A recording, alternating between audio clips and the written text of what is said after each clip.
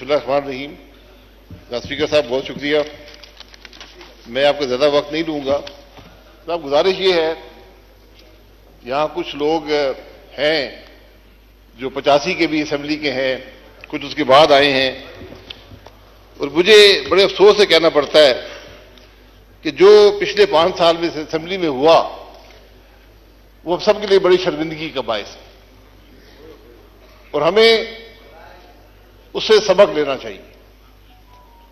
आपके सामने यहां पर इस असेंबली के स्टाफ के हिसार में लीडर्स ऑफ अपोजिशन ने तकरीर की, आप यहां मौजूद थे। यहां जुबान बंदी थी। मैं 5 साल में सिर्फ एक दफा 10 मिनट के लिए तकरीर कर सका। यहां पर इस तरफ बैठे हुए फ्रंट बेंच का हर आदमी जेल गया, लेकिन स्पीकर साहब को यह तौफीक नहीं हुई कि उसके प्रोडक्शन ऑर्डर जारी कर सके। यह बुनियादी हक होता है असेंबली के मेंबर का कि अपने इलाके की नुमाइंदगी कर सके। इन सब बातों में सबक है। आपका स्टाफ भी यहां बैठा रहा। यहां कौन सी बदतमीजी है जो यहां पर नहीं हुई? हमने भी की, इसमें कोई शुबा नहीं है। कौन सी गाली है जो यहां पर नहीं दी गई? आज ना अपोजिशन है, अपोजिशन के बगैर असेंबली नामुकम्मल होती है। इन सब बातों से हमने सबक हासिल करना है। मुल्क के अवाम देखते हैं, हमसे तवक्को रखते हैं। तो मैं ये असेंबली, मैं बार भी टीवी के लोगों ने पूछा, मैं कि मेरे लिए बड़ी शर्मिंदगी का बायस रही है।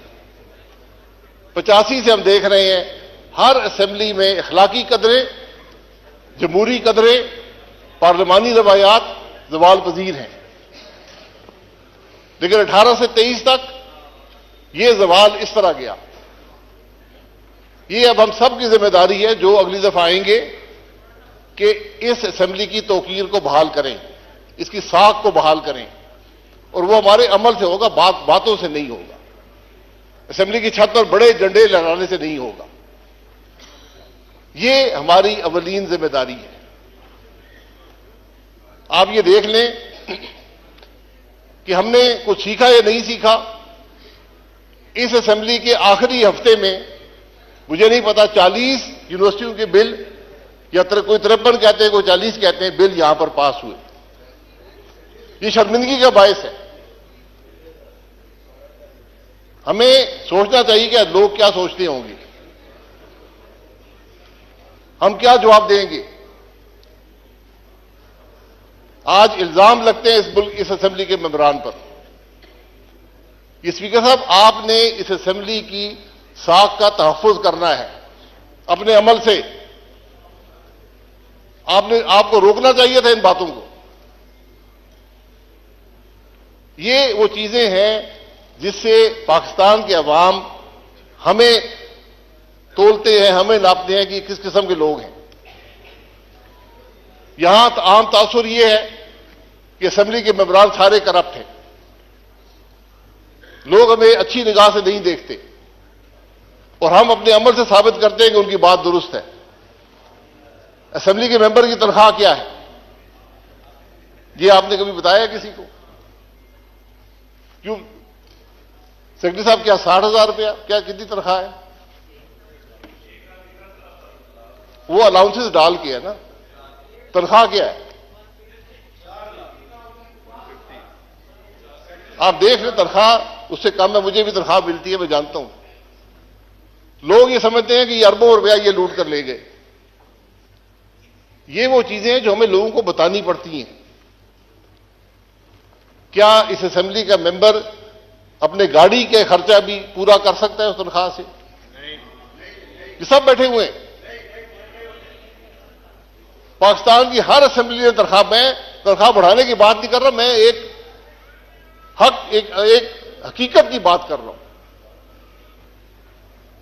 इसलिए असेंबली जब भी आए, आप मौजूद होंगे यहां पर, उनको अल्लाह करे आप भी स्पीकर रहें, उनको सबक दें कि इस असेंबली की बेतौकीदी ना हो, असेंबली का तौकीर जो है वो बहाल रहे। मैं पिछले स्पीकर साहब का नाम नहीं लेना चाहता, लेकिन जितना नुकसान उन्होंने इस हाउस को दिया है तारीख में किसी नहीं दी। ये बदकिस्मती है। अगर आप पे हुकूमत का दबाव हो, कुर्सी छोड़ दें। मैं उनको कहा भी, यहां खड़े होकर कहा, लेकिन अगर आप पर यह दबाव है कि आप बोलने ना दें अपोजिशन के मेंबरान को, तो ये कुर्सी छोड़ दें। इसमें आपकी भी इज्जत होगी, हाउस की भी इज्जत होगी। ये वो सबक है जो हमने हासिल करने हैं। मैं स्पीकर साहब ये कहूंगा, ये ऐवान जो है, ये वाहिद इदारा है मुल्क का जो अवाम पर टैक्स लगाता है। जो बोझ अवाम पर महंगाई का पड़ता है, इस इदारे से आता है। हुकूमत यहां पर बिल लेकर आती है, लेकिन यह इदारा मंजूर ना करे तो महंगाई नहीं होती। मेरा सवाल यह है कि इस मुल्क के अवाम पर टैक्स लगाने वाले खुद टैक्स देते हैं या नहीं देते? यह सवाल होना चाहिए। मैंने 13 साल नैब की अदालतों में गुजारे हैं। आज भी नैब की अदालत से होकर आया हूं। मुझसे नैब ने हर सवाल दुनिया का किया है, एक सवाल नहीं किया कि तुम टैक्स देते हो या नहीं देते हो। करप्शन का मेयार टैक्स की अदायगी या ना अदायगी में है। अगर मैं यहां से निकलूं, करोड़ों की गाड़ी में बैठूं, लाखों के बिजली के बिल हों, लाखों के गैस के बिल हों, 10-10 मुसल्ला मेरे साथ मुलाजिम हो और मैं टैक्स अदा ना करूं, तो उनके खर्चे का पैसा। जनाब शुक्रिया, मैं बस 2-3 मिनट और लूंगा। मैं जनाब गुजारिश ये कर रहा था कि अगर इस ऐवान के मेंबरान टैक्स अदा नहीं करेंगे तो फिर हम दूसरों पर टैक्स कैसे लगाएंगे? ये बड़ा बुनियादी सवाल है। जब तक आप इस सवाल का जवाब नहीं देंगे, ये मुल्क आगे नहीं चलेगा। आज पाकिस्तान की वफाकी हुकूमत की जो कुल आमदन उसके पास रह जाती है, वो सूद भी अदा नहीं कर सकती। ये असेंबली भी 24% पर कर्जा लेकर चलती है, दिफा भी 24% कर्जे पर चलता है, डेवलपमेंट भी 24% कर्जे पर होती है, हुकूमत भी 24% कर्जा लेकर चलती है। ये कितनी देर चलेगी? तो हमें जरा इन बातों को पर सोचने की जरूरत है। हमसे इलेक्शन कमीशन एक गोशवारा लेता है, आप भी भरते हैं, मैं भी भरता हूं, उसमें यह नहीं लिखा हुआ टैक्स कितना अदा करते हो। वाहिद पाकिस्तान में तबका है पार्लियामान के मेंबरान जिनके टैक्स के गोशवारे पब्लिक नॉलेज में होते हैं। वो रिकॉर्ड शाया होते हैं, नोटिफिकेशन गैजेट में शाया होते हैं, हर आदमी पढ़ सकता है ये आदमी कितना टैक्स देता है। तो कोई बात ढकी छुपी नहीं है। इसलिए हम सब की जिम्मेदारी है कि अपने अमल से, यही लीडरशिप होती है। लीडरशिप ये नहीं है कि मैं टैक्स अदा ना करूं, दूसरों पर टैक्स लगा दूं। ये बातें, मैं स्पीकर साहब, बातें बड़ी लंबी हो सकती हैं। मैं आपसे गुजारिश करूंगा, इस पिछले 5 साल में जो लेजिस्लेशन हुई है इस ऐवान ने की है, उसका रिकॉर्ड मंगा लें। मैं आपको दावे से कहता हूं, एक कानून भी अवाम की सहूलत के लिए नहीं है, सब हुकूमत की सहूलत के लिए है। ये शर्मिंदगी की बात है। आज आप देख लें, यहां इंटीरियर मिनिस्टर, लाइनें लगी हुई हैं असले की परमिट लेने के लिए। क्या कोई निजाम नहीं बन सकता? एक निजाम बनाते, हर पाकिस्तानी शहरी को असला रखने की इजाजत है। नादरा का कानून आपके पास है, नादरा के कार्ड में डालें, जो मर्जी असला रखे। मैं 10 क्लैशिकों में रखना चाहता हूं, मेरी मर्जी है। ये कौन सा निजाम है कि मिनिस्टर साइन करेगा, सेक्रेटरी साइन करेंगे, एमएनए यहां लोगों के सामने धक्के खा रहे, बदनाम हो रही है? कौन सा निजाम है? इसी की सहूलत कर दे। मैं एक मिसाल देता हूं, मैं किसी पर तनकीद नहीं करना चाहता। हमें इन बातों का एहसास होना चाहिए कि अवाम को कैसे सहूलत दें। यहां रिलीफ मैंने बताया, आप अवाम को जितनी रिलीफ देना चाहें दे सकते हैं, 24% सूद पर। आज हमारे मुल्क की यह कैफियत है।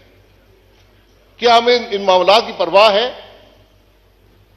मेरा सिर्फ एक शिकवा इस ऐवान से, हुकूमत से यह रहा है कि मुझे कोई फिक्र नजर नहीं आती, मुझे कोई उजलत नजर नहीं आती, मुझे कोई तकलीफ नजर नहीं आती कि आज मुल्क के इन हालात में है। ये बिजनेस एज यूजुअल नहीं चलेगा, नहीं चल सकता। आपको बुनियादी रिफॉर्म करने पड़ेंगे, बुनियादी तब्दीलियां करनी पड़ेंगी, हुकूमत के निजाम को बदलना पड़ेगा, सबको बैठकर मईशत के अगला रास्ता तय करना पड़ेगा। बहुत मुश्किल साल है पाकिस्तान के लिए। मेरा अंदाजा ये कम से कम 10 साल लगेंगे आपको हालात दुरुस्त करने में, उनकी सिमत दुरुस्त करने में। लोग 20 साल की बात करते हैं, हमने इस नहज पे पहुंचा दिया इस मामले को, और हम सब जिम्मेदार हैं कि जब हम बिल के लिए आय करते हैं तो हम उस बिल के जिम्मेदार होते हैं, उसके जो असरात हैं उसके हम जिम्मेदार होते हैं। इसलिए स्पीकर साहब, हमें इन बातों का एहसास होना चाहिए। हम सिर्फ हल्के तक महदूद नहीं हो सकते। हुकूमत अवाम के मामलात से अलहदगी इख्तियार नहीं कर सकती। जो कुछ माजी में हुआ वो सब, मैं हमेशा कहता हूं ट्रुथ कमीशन बना दें, मुल्क के अवाम को हकायक का पता चले कि इस मुल्क के हालात हैं क्या और क्यों हुए हैं। मैं बड़ी बड़ी तल्ख हकायक है इस मुल्क के,